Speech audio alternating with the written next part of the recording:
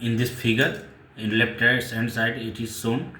Here is a test tube is there, and by tongue they holding student, and this is boiling tube. We are boiling with the burner, and do not point the mouth of the boiling tube at your neighbors or yourself. Okay, you just wafting the gas gently towards nose. Girls is wafting the gas gently towards nose. Okay, have you noticed that the green color of ferrous sulfate crystals have changed? You can also smell the characteristic odor of burning sulfur. Clear? So here, in activity, that is reaction is what? FeSO4 in solid form that heated. Okay, FeSO4 formula of ferrous sulfate that heated and forming Fe2O3 plus SO2 plus SO3. Sulfur dioxide and sulfur trioxide gas, both gas are forming, and this ferric oxide. Okay, so ferrous sulfate converted to ferric oxide. Clear? So what will be observation of activity 1.5? The green color of ferrous sulfate crystal changes to brownish black ferric oxide. Okay, and smell of burning sulfur dioxide is observed. Clear? Smell of burning sulfur dioxide is observed. In the reaction, you can observe that a single reactant, that is ferrous sulfate, breaks down to give a simpler product. Okay, this is a decomposition reaction. So only one substance that was broke down and forming simpler substance. Okay, so this is called as decomposition reaction. Ferrous sulfate crystals FeSO4 into 7H2O lose water when heated, and the color of the crystals changes. It then decomposes to ferric oxide, sulfur dioxide and sulfur trioxide. Ferric oxide is a solid, while SO2 and SO3 are gases. Okay, so while SO3 and SO2 are gases. Clear? You understood? So now decomposition of calcium carbonate to calcium oxide and carbon dioxide on heating is an important decomposition reaction. Decomposition of calcium carbonate.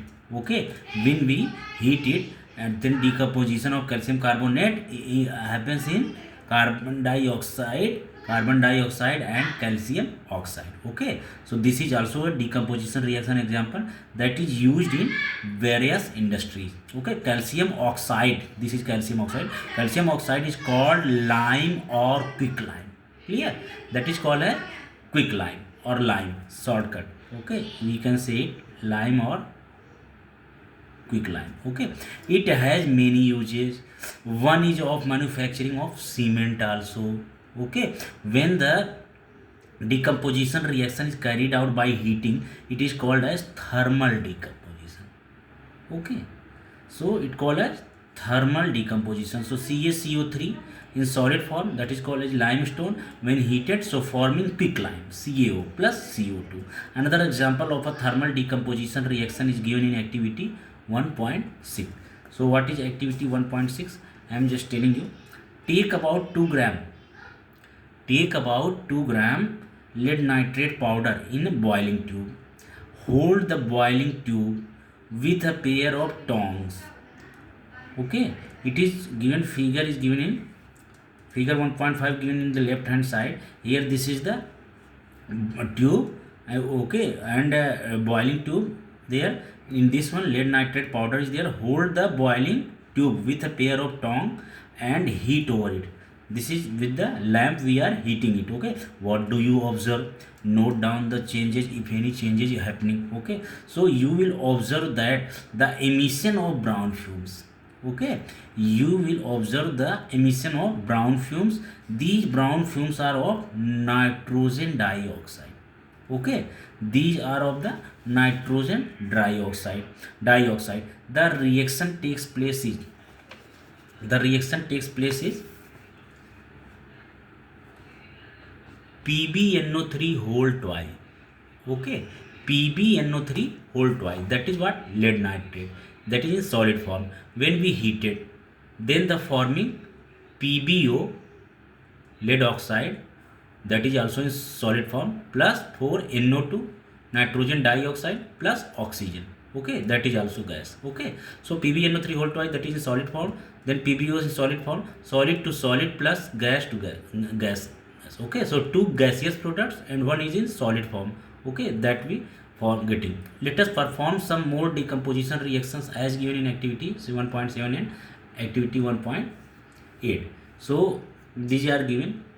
So in 1.6 activity, what you got observation? Pungent smelling brown fumes are evolved. Okay, pungent smelling of brown fumes are evolved due to NO2 gas, and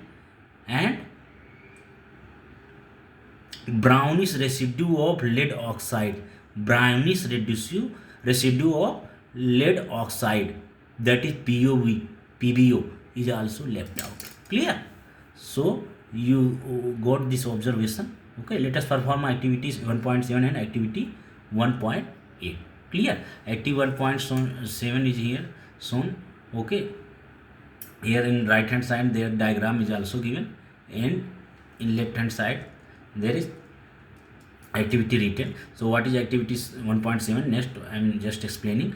Take a plastic mug, drill two holes at its base. Here is plastic mug, you just see this, concentrate on this right hand side diagram figure whatever given. Okay, take a plastic mug, clear, this is mug, drill two holes at this base and fit rubber stopper on these holes. Insert carbon electrodes in these rubber stopper. Two carbon electrodes in these rubber stopper. Connect these electrodes. These electrodes connect to a 6-volt battery. Clear? Fill the mug with water such that the electrodes are immersed. Clear? Here electrodes being immersed. Okay, fill water that much. Add a few drops of dilute sulfuric acid to this water. Okay, so after that, you got it? Take two test tube filled with water and invert them. Here is two test tube here, this one and this one. So these test tube you take, okay, and invert on these both electrodes. Okay, so take two test tube filled with water and invert them over the two carbon electrodes. Okay, invert them totally and switch on the current. You switch on the current and leave the apparatus undisturbed for some time. Okay, after switching on, the battery connected, after switching on you leave the apparatus for the some time. You will observe the formation of bubbles. Okay, you will feel the observation of the formation of bubbles at both the electrodes. These bubbles displace water in the test tube.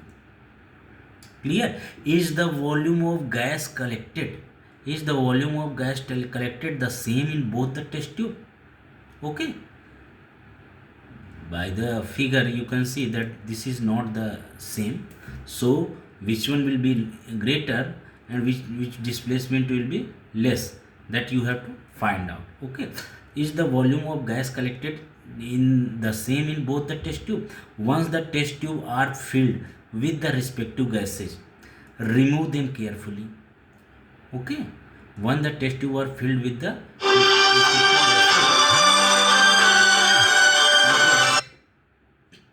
you just this the same in the both test tube. Once the test tube are filled with the respective gases,